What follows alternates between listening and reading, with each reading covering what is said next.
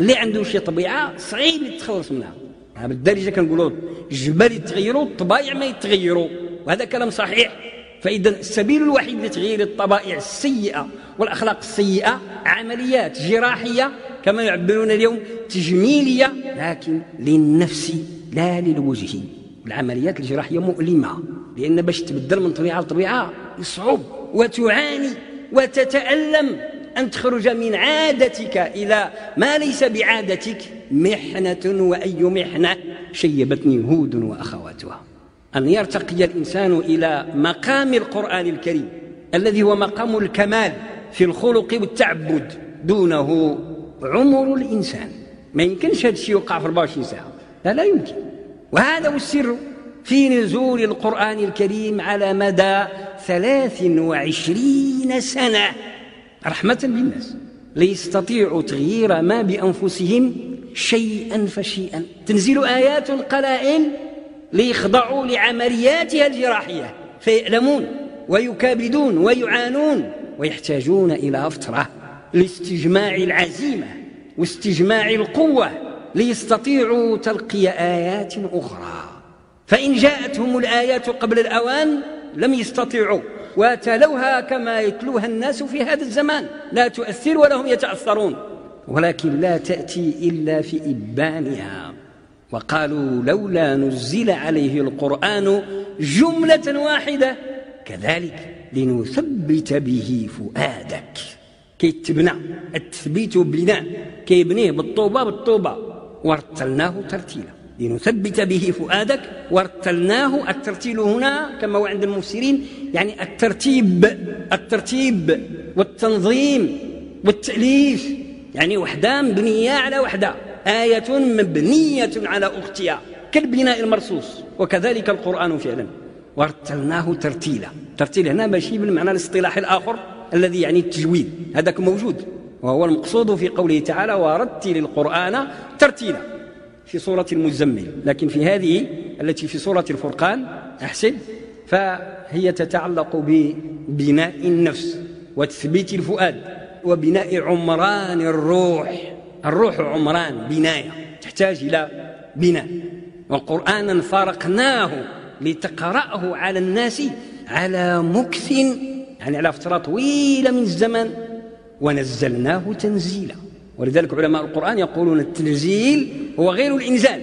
الإنزال هو ما حصل بإنزال القرآن من السماء السابعة إلى السماء الدنيا جملة واحدة، والتنزيل هو تنزيله على فترات، أي منجما من السماء الدنيا إلى الأرض، من بيت العزة في السماء الدنيا إلى الأرض على حسب حاجات الناس لبناء عمران الروح ولإجراء عمليات جراحية على الأنفس وبناء الصالح بعد إزالة الطالح. القرآن ثقيل، ولذلك من أخذه بحقه فإنه لا يمكن أبدا إلا أن يستغرق عمره كله. اللي بغى ياخذ القرآن على حقه وطريقه غادي يحتاج العمر كامل. داك الشيء اللي كتب له ربي تعالى يعيشه سيحتاجه كاملا. ولذلك لم يزل القرآن الكريم ينزل على رسول الله عليه الصلاة والسلام من يوم مبعثه إلى أن توفي عليه الصلاة والسلام وقبضه الله إليه. وبنى هذا الكتاب يعني القرآن الكريم بنى أنفس الصحابة على المدة التي تعلمون 23 سنة. هكذا نحن في حاجة إلى أخذ هذا القرآن. فحينما تتلقى الآية أي آية خذ ما شئت، فإنك لن تعرف سرها ولن تذوق طعمها إلا بعد أن تشتغل الآية في داخلك وتقوم بإزالة ما في النفس من أمراض وتغرس البركة والنور. لاحظوا سبحان الله العظيم، يعني بعد كل آية ابتلاء في القرآن يرد التكليف الشرعي القوي المتين الثقيل، كما في هذه الآية التي نحن بصدد تدارسها. أم حسبتم أن تدخلوا الجنة ولما ياتكم مثل الذين خلوا من قبلكم مستهم البأساء والضراء وزلزلوا حتى يقول الرسول والذين آمنوا معه متى نصر الله ألا إن نصر الله قريب.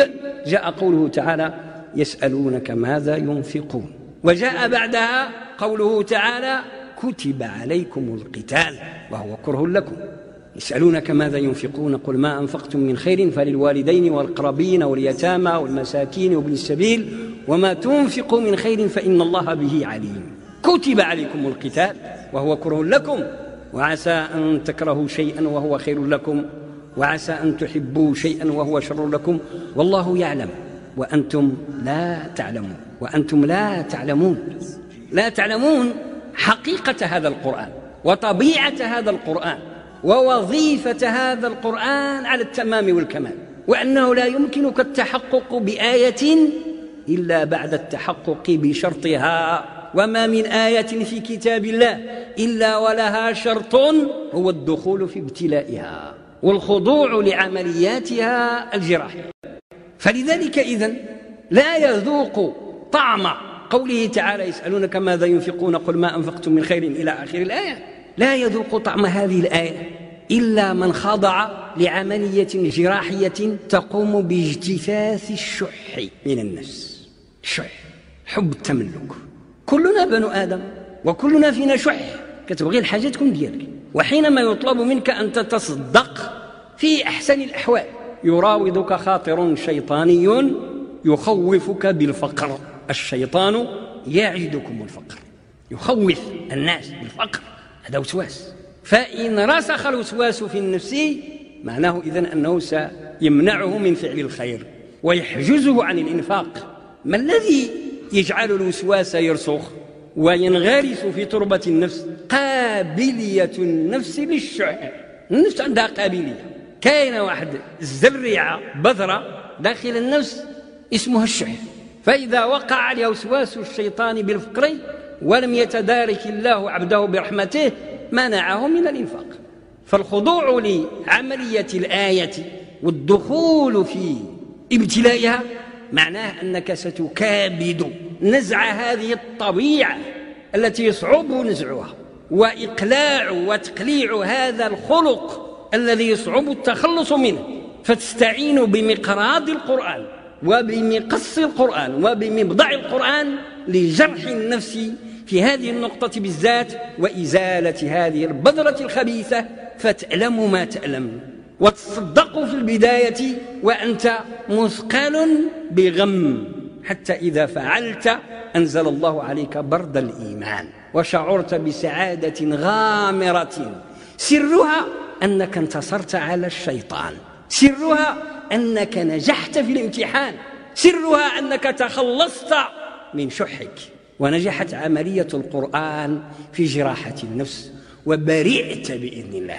شفيت من هذا المرض النفساني العضال وصرت في هذه النقطة عبدا لله. عبدا لله لأنك أتمرت بأمر الله وخضعت لمراد الله فلم تستدرك عليه. وهذا هو السر الحكيم العجيب الذي بمقتضاه ابتلانا الرحمن بقوله تعالى أم حسبتم أن تدخلوا الجنة ولما ياتكم مثل الذين خلوا من قبلكم. هذه الابتلاءات بشتى أنواعها، وما من عبد مسلم إلا وهو مبتلى في جانب من جوانب أمر دنياه، ما من عبد إلا وهو مبتلى، إلا والعياذ بالله من غضب الله عليه وطرده من رحمته، فذلك جعل أمره كله إلى الآخرة، نسأل الله العافية. الابتلاء ورحمة. قلت هذا هو السر. أي سر أقصد؟ سر الشعور بالعبدية. وهنا أمران، استعمل مصطلحين اثنين، مصطلحا مشهورا عند أهل العلم والعلماء والناس العبودية له معنى، وهناك مصطلح آخر يدل على معنى قريب منه لكن ليس هو إياه على التمام، وهو العبدية. والشعور بالعبدية مقصد كبير من مقاصد القرآن الكريم. العبودية معناها يعني تخضع لله في كل أمرك، وهو توحيد العبودية، أي أنك لا تلجأ إلا إلى الله ولا تعبد إلا الله ولا تستغيث إلا بالله ولا تستعين إلا بالله، عبودية. ولكن العبدية شيء آخر، أن ترى ذلك كله، أي أن ترى استغاثتك وحاجتك وفقرك أن تراه في نفسك. أنا أعطي واحد بيان مثال، يعني احنا الحمد لله نطلب الله يزيدنا توفيق كنعبد الله تعالى بالمعنى العام، نصلي ونركع ونسجد ونزكي إذا كانت هنالك أنصبة الزكاة، يعني والمسلمون يحجون ويعتمرون ويصومون، هذه عبودية. ولكن كثير منا ينسى في ذلك أنه عبد. ما معنى عبد؟ يعني أنك ماشي ديال راسك، مملوك. احنا كنساو أننا عبيد، ننساها، وهذا خطأ فادح ونقص وثلم كبير. يعني كنشعر بأنني حر، أدخل متى أريد وأخرج متى أريد، وأسافر متى أريد، وأتحدث متى أريد، وأسكت متى أريد، وآكل متى أريد، وأنام متى أريد، وأستيقظ متى أريد. لا، غير صحيح. لا تقوم ولا تقعد ولا تنام ولا تستيقظ إلا بإذن الله. والله لو ما أذن الله لك في حركة لما قمت بها. أنت كتحرك بصحتك، ما بيك ما عليك، سليم. واحد الصباح كتنوض كتلقى يدك ما بغات تحرك، حركها بزز. عبد، انت ماشي ديال راسك. انا وانت يعني مملوكون.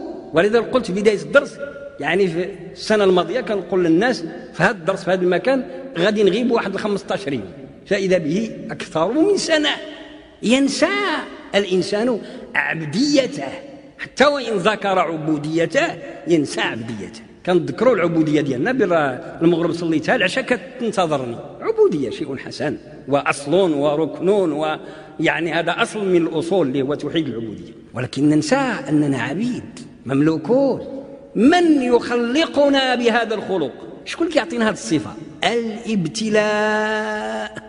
فمن اعظم حكم الابتلاء اشعار المسلم بانه عبد لرب العالمين، مخلوق لا حيلة له في أمره، لا يد له في أمره، لا يتحرك إلا بإذن سيده.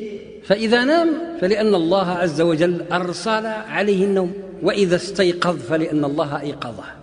ولذلك تجدون سنة محمد عليه الصلاة والسلام سائرة على هذا المنهاج بالذات، الذي يتأمل السنة الكريمة من أولها إلى آخرها كلها، يعني عقائدها وتشريعها وقصصها، كل ما فيها وسيرته عليه الصلاة والسلام، يجد أن السنة جميعا بيان لمدخل القرآن أو لمداخل القرآن كلها. أي حاجة في السنة ما هي إلا بيان من سيدنا محمد عليه الصلاة والسلام كيف تسلك في كتاب الله وإلى كتاب الله، وكيف تدخل إلى كتاب الله، وكيف تتحقق بإخلاق كتاب الله. ما من حديث نبوي شريف قولا أو فعلا أو تقريرا أو أي شيء مما يرتبط بالسنة والسيرة إلا وهو جار على هذا الوزان. فالدليل إلى مسالك القرآن هو رسول الله صلى الله عليه وسلم. دليل، بيان واضح قوي.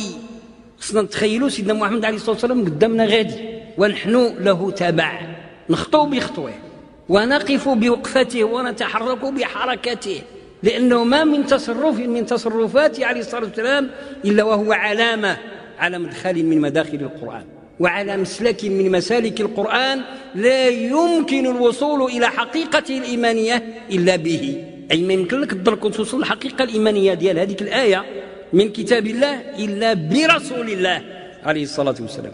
قل إن كنتم تحبون الله فاتبعوني. يعني نحن نقرأ هذه الآية كثيرا، فاتبعوني يحببكم الله ويغفر لكم. يعني نأخذها على ظاهرها وهو الأصل. نعم صحيح، ولكن ليس معنى أن لها باطنا يخالف الظاهر، كلا، لكن لها عمق. هذاك الظاهر له عمق، وهو أن نتبعه فيما وإلى أين؟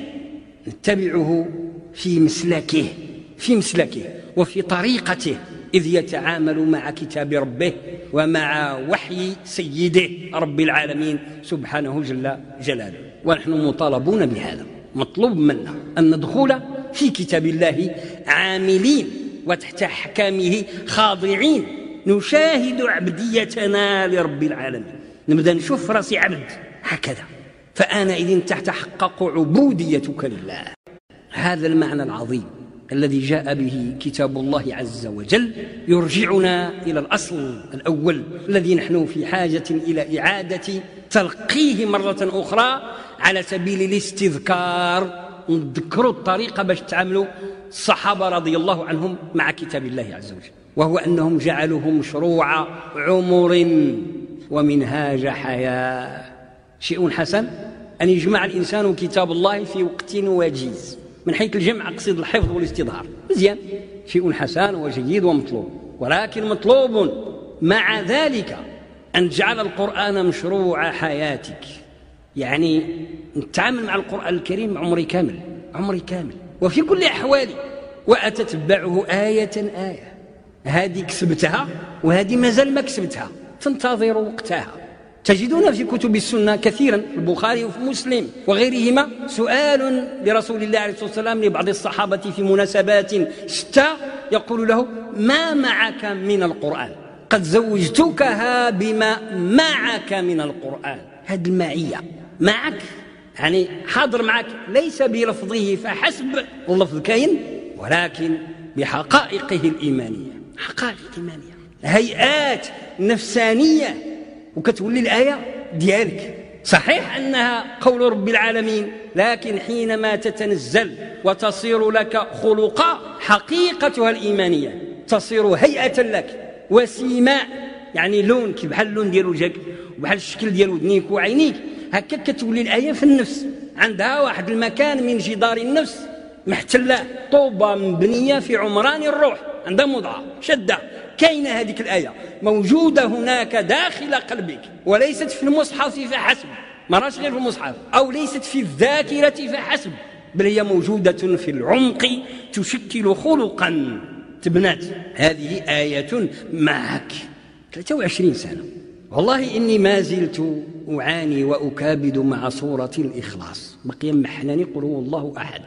سورة الإخلاص في كل أمري وكل أمرك لابد وأن ندخل من باب قل هو الله أحد.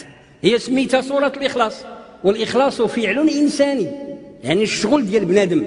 أخلص، هذا مصدر، أخلص يخلص أي صفى ووحد العبادة لله، لا يلتجئ في كل أمره إلا إلى الله، هذا مخلص.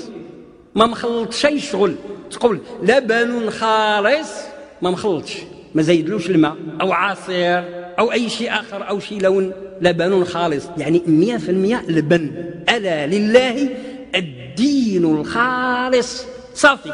فماذا مطلوب مني؟ الإخلاص. وإنه لعمل عسير لكنه يسير على من يسره الله له. علاش قال له قل هو الله أحد؟ أي قل هذا بلسانك وبسلوكك، لا تلتجئ إلى غيره. تريد شيئا، منفعة مادية معنوية، مصلحة، قضاء حاجة، قل هو الله أحد. كاين غير واحد، هو وحده الذي ينبغي أن تلتجئ إليه، هو الذي تلتجئ إليه الخليقة كلها. الله الصمد الذي يصمد إليه ويفزع إليه. الصمد في اللغة العربية القديمة كتقال الحجرة، الصخرة الصامدة، يعني صخرة قوية وكبيرة وضخمة تكون على رأس الجبل، فإذا جاء خوف كهيجان وحشين أو سيلين أو فيضان يصمد الناس إليها، كيهربوا يتعلقوا في ذيك الحجرة. هذا اللغة العربية. لكن الله عز وجل نقله من الدلالة اللغوية إلى دلالة شرعية، فاتخذه سبحانه له اسما من أسمائه الحسنى. الصمد هو الذي يلتجئ إليه الخائف والضعيف والهارب والفقير والمستغيث والمحتاج، فإذا التجأ إليه فقد صمد. شد في الصح بعاميتنا، شد في الصح، صمد. حقائق قرآنية ما يمكن ليش نقول، لا أستطيع أن أدعي أن معي سورة الإخلاص حتى تكون من الذين يصمدون ضد الشدائد لله ولله لا وحده. حقيقة احتاج إلى نزع ما في قلبي من ضعف، وما في قلبي من تردد، وما في قلبي من نقص بشري، وما وما وما وهذا يتطلب مني مسيرة عمر، أو على الأقل سنوات، مسيرة مجاهدة. وجاهدهم به جهادا كبيرا. يعني القرآن هذاك به لها ضمير يعود على القرآن الكريم كما قال المفسرون. فلا تطع الكافرين فيما يقولون لك وما يلقون عليك من شبهات ومن حلول لا ترضي الله ولا ترضي رسوله، لا تطعهم في ذلك. وجاهدهم بالقرآن. كيف المجاهدة بالقرآن؟ أول الطريق أن تجاهد نفسك به. كيف يعني؟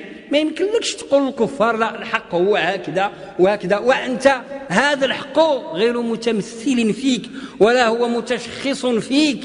ما السر في انتصار أصحاب رسول الله؟ أنهم لما حملوا القرآن إلى الناس كانوا قرائين تمشي على الأرض، اللي هز آية اللي هز جوج، ولكن هزها ترى في شخصين سورة الإخلاص تمشي على الأرض. حروب الردة زمان أبي بكر الصديق رضي الله عنه حينما انهزم الناس أمام مسيلمة الكذاب. مسيلمة كان عدو ادعى النبوة وكان اخترع طرقا في الحرب أفزعت الناس، ماشي الصحابة، أفزعت الأعراب، لأن من بعد أولئك الذين دخلوا في دين الله أفواجا خرجوا منه بعد ذلك أفواجا وهم أهل الردة. وكان واحد القسمة كبيرة مع المسلمين مع الصحابة هم مسلمون لكن لم يعيشوا مع رسول الله عليه الصلاة والسلام. فلما المسلمين الصحابة الكبار شافوا الهزيمة ديالهم قالوا لخالد بن الوليد رضي الله عنه ميزنا عن هؤلاء العرب، فرق بيننا وبينهم نقتلوا بوحدنا. فنادى أحدهم يقول بأعلى صوته يا أصحاب البقرة. شكون هم للبقرة يجيوا لنا؟ لم يكونوا حفاظا للبقرة وحسب، بل كانوا يعيشون حقائقها، كانوا أهل جهادها، كانوا أهل عمور قضوه معها في حقائق الإسلام وفي حقائق الإيمان. يا أصحاب البقرة. اجتمعوا بعد ذلك وقاتلوا فنصرهم الله على عدوهم وفر مسيلمة بجيشه آنئذ خاسئا مدحورا. قرآن يعني لو أن هذه الأمة بصرت بحقيقته والله ما اشتغل داعية إلا به ولا عامل في الصف الإسلامي إلا بتلاوته وتزكية نفسه به والتخلق بأخلاقه وتعلم آياته وتعليمها ومدارسته تدبرا وتفكرا إلى أن يموت. ولو أطبق الناس على هذا لاستنارت البلاد في وقت وجيز بإذن الله، لأن الخميرات الإيمان الحمد لله والإسلام كاينة في البلاد فتحتاج إلى إيقاظ. ولكن الشيطان لعنه الله صرف كثيرا من المؤمنين وصرف كثيرا من أهل الدعوة مع الأسف عن هذا الصراط المستقيم الواضح. الواحد اللي يدوز عمر في دعوة إسلامية أو حركة إسلامية ويلتفت لراسه ويلقى ما عندوش ولا آيات من كتاب الله، ما معاش ولا آيات من كتاب الله ولا أحاديث ولا الأربعين النووية. واحد من أهل السلف سول واحد قال له أمعك شيء من القرآن؟ قال له لا. قال له وغوثاه فبما يترنم؟ باش ترنم يعني باش تنعم بالليل، صلاة الليل. كيف تدير؟ فين انت إذن؟ فين مشغول؟ فين مضيع حياتك؟ كل عمل خلا هذا في دين الله باطل. قرآن نزل يعيشه الناس وليدخلوا في ابتلاءاته وليبصروا حقائقه في أنفسهم. تشوف الأمر بالإنفاق تشوفه في ذاتك، تشوف الأمر بالجهاد تشوفه في ذاتك. وما من آية إلا وهي امتحان للنفس، والله إنها لامتحان للنفس. امتحان لأن تما كتبان لي نفسي وبيني مع اللي خلقي، وكان عرف راسي كنقول هذه الآية أنا غير كذاب كنحدث بها الناس، وأنا لو كنت نزل عليا باش نديرها ما نقدرش نديرها. إذن هذه آية ليست معي، مازال ما واصلة، ليست معي.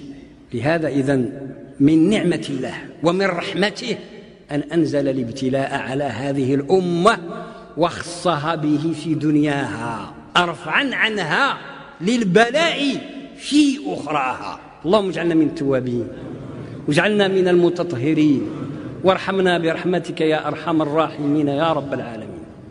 اللهم اغفر لنا ما أسررنا واغفر لنا ما أعلنا واغفر لنا خطايانا واغفر لنا ما قدمنا وما أخرنا، إنك أنت المقدم وأنت المؤخر. سبحانك لا نحصي ثناء عليك، أنت كما أثنيت على نفسك. وصل اللهم وسلم وبارك على عبدك وحبيبك المصطفى محمد وعلى آله وصحبه وسلم تسليما، وآخر دعوانا أن الحمد لله رب العالمين.